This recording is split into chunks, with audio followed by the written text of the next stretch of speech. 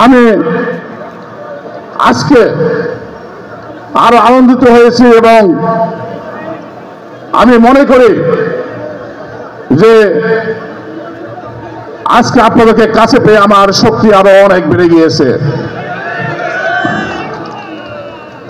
সম্মানিত উপস্থিতি,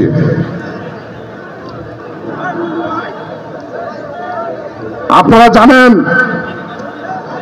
আমি প্রতি বছর প্রতিটি ইউনিয়নে আপনাদেরকে সাথে নিয়ে এভাবে ইফতার ও দোয়া মাহফিলে উপস্থিত হই, একত্রিত হই। গত রমজান মাসেও 16টি ইউনিয়নে আমি প্রতিটি ইউনিয়নে ইফতার এবং দোয়া মাহফিলে আপনাদেরকে সাথে নিয়ে একসঙ্গে ইফতার করেছি, শত প্রতিকূলতার মধ্যেও। এবারও অনেক ইউনিয়নে ধারাবাহিকভাবে অনেক ইউনিয়নে ইফতার এবং দোয়া মাহফিলে অনুষ্ঠিত হয়েছে এবং আমি আপনাদের সঙ্গে উপস্থিত ছিলাম। আজকে আমার আহ্বানে 16টি ইউনিয়ন থেকে সম্মানিত নেতৃবৃন্দ এবং সুধীবৃন্দ আপনারা এখানে উপস্থিত হয়ে আমাকে ধন্য করেছেন। সম্মানিত উপস্থিতি, আপনারা জানেন আমি দীর্ঘদিন থেকে এই আদিতবাড়ি কালীগঞ্জের রাজপথে সেই তৃণমূল থেকে রাজনীতি করে আপনাদেরকে সাথে নিয়ে আজকে আমি এই জায়গায় এসেছি। আমি বিশ্বাস করি যে সততার মধ্যে যদি পথ চলা যায় তাহলে সব পেশায় আপনার একদিন না একদিন আপনার প্রতিষ্ঠিত হওয়া যায়। আজকের এই উপস্থিতি এটাই প্রমাণ রাখে যে আমি আপনাদের সঙ্গে যেভাবে রাজপথে দীর্ঘদিন থেকে আপনাদের ত্যাগ, আপনারা বিভিন্নভাবে এই স্বৈরাচার সরকারের মাধ্যমে অত্যাচারিত হয়েছেন, নির্যাতিত হয়েছেন, নিপীড়িত হয়েছেন, আপনারা যে জুলুম খেটেছেন, এরপরেও আপনারা আমার সঙ্গে ছিলেন, আমার সঙ্গে থেকে আপনারা কোথাও যাননি। আমি এই জন্য আজকে আপনাদেরকে বলতে চাই যে যদিও স্বৈরাচার এই ফ্যাসিস্ট সরকারের পতন হয়েছে, যদিও এই শেখ হাসিনা এই দেশ থেকে পালিয়ে গিয়েছে, কিন্তু তার দোসররাই এখনো আপনার এই দেশে রয়েছে বিভিন্ন চেয়ারে।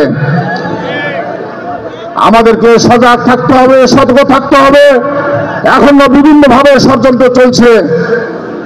এই ষড়যন্ত্র মোকাবেলা করতে গেলে আমাদের প্রিয় নেতা, আমাদের ভারপ্রাপ্ত চেয়ারম্যান তারেক রহমান যখন এই আহ্বান করবে, আমাদেরকে আবারও রাজপথে নেমে এই ষড়যন্ত্র মোকাবেলা করে এই দেশের সার্বভৌমত্ব রক্ষা করতে হবে এবং এই দেশের গণতন্ত্র ফিরিয়ে নিয়ে আসতে হবে এবং এই দেশের জনগণের ভোটাধিকার ফিরিয়ে নিয়ে আসতে হবে। সম্মানিত উপস্থিতি, আমি আমার বক্তব্য দীর্ঘ করব না।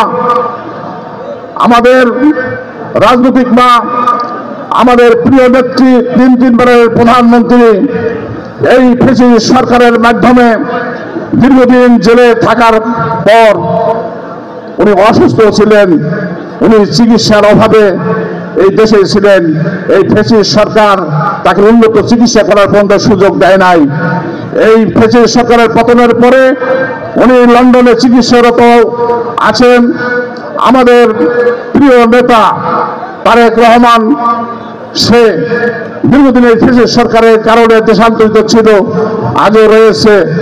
আমি আপনাদের কাছে বলতে চাই, আমাদের প্রিয় নেত্রী দেশনেত্রী বেগম খালেদা জিয়া এবং আমাদের প্রিয় নেতা তারেক রহমানের জন্য আপনাদের তাদের সুস্থতার জন্য আপনারা দোয়া করবেন এবং আমাদের প্রিয় নেতা যেন এই দেশে সুস্থভাবে ফিরে এসে এই দেশের নেতৃত্ব দিয়ে মানুষের গণতান্ত্রিক অধিকার যেন ফিরে দিয়ে আসতে পারে, আমি এই আহ্বান জানাচ্ছি।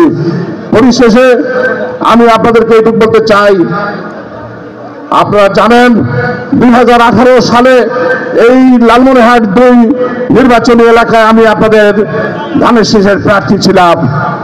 আমরা জনগণের কাছে যে ভোট চাবো, জনগণের কাছে আমাদের ভোট চাওয়ার পর্যন্ত সুযোগ ছিল না। আমাদের নেতা কর্মীরা বাড়িতে ঘুমাতে পারে নাই, তাদেরকে আপনার প্রতিদিন পুলিশি হয়রানি করা হতো। এরপরেও সামান্য সময় পেয়েছিল এই নির্বাচন এলাকার জনগণ। এই সময়ের মধ্যে আমি প্রায় 80,000 ভোটের সমর্থন আমাকে আপনারা দিয়েছিলেন। যদি সুষ্ঠু ভোট হতো তাহলে আমরা লক্ষাধিক ভোটে ইনশাল্লাহ জিততাম। আমি আপনাদেরকে শুধু এইটুকু আহ্বান জানাই যে আগামীতে আমি এই আসনে প্রার্থী হলে আর নির্বাচন যদি সুস্থ হয়, আমার বিশ্বাস যে আমরা লক্ষাধিক ভোটের ব্যবধানে এই আসনকে আমরা আমাদের দেশটিতে বেগম খালেদা জিয়ার হাতে তুলে দিতে পারবো ইনশাল্লাহ। আমি আর বক্তব্য আমার দীর্ঘ না করে আমি আপনাদেরকে শুধু এটুকুই বলবো যে আমরা সবাই সকলের জন্য দোয়া করি, আপনারা আমার জন্য সকলে দোয়া করবেন। আমি আপনাদেরকে এই আহ্বান রেখে সকলকে ধন্যবাদ জানিয়ে আমি আমার কথা শেষ করছি। খোদা হাফেজ। বাংলাদেশ জিন্দাবাদ। শহীদ অমর হোক। খালেদা জিয়া জিন্দাবাদ। তারেক রহমান জিন্দাবাদ। সবাইকে ধন্যবাদ।